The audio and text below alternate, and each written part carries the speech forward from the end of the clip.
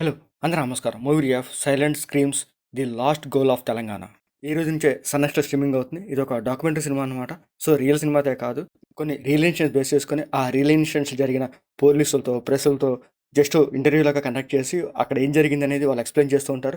అదొక డాక్యుమెంటరీ ఫిల్మ్‌లా చూపిస్తారనమాట. అంతే, ఇది సినిమా అయితే కాదనమాట. మీరు డాక్యుమెంటరీ సీరీస్‌లు చూసేటట్లయితే ఈ సీరీస్ చూడండి. లేకపోతే లీవ్ ఇట్. ఇది సినిమా లాగైతే కాదు. సో, ఆ రియల్ ఇన్సిడెంట్స్‌ని జస్ట్ ఎక్స్‌ప్లెయిన్ చేస్తూ, ఆ ఇన్వెస్టిగేషన్ చేసిన పోలీస్ ఆఫీసర్‌లతో, మీడియాతో, అక్కడ జరిగిన ఇన్సిడెంట్స్‌ని క్వెషన్ అండ్ ఆన్సర్స్ అడుగుతూ, ఆ డిస్కషన్ సీన్సే ఈ డాక్యుమెంటరీలో చూపిస్తారు.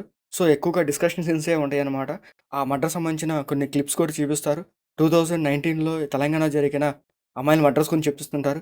ఒక కిల్లర్ అమ్మాయిల్ని రేప్ చేసి చంపుతూ ఉంటాడనమాట. సో, అతన్ని ఎలా పట్టుకున్నారు? ఏం చేశారు? అతనితో సంబంధించిన కొన్ని సీన్స్ కూడా చూపిస్తారు. ఈ డాక్యుమెంటరీ డ్యూరేషన్ వచ్చరికి 57 మినిట్స్ ఉంటది. ఆ మర్డర్ సంబంధించిన డీటెయిల్‌గా చెప్తూ ఉంటారు. అవి చూడడానికి కొంచెం హార్ట్ టచింగ్‌గా, ఎమోషనల్‌గా అనిపిస్తదనమాట. సో, డాక్యుమెంటరీ సినిమా కాబట్టి అలాగే ఉంటది.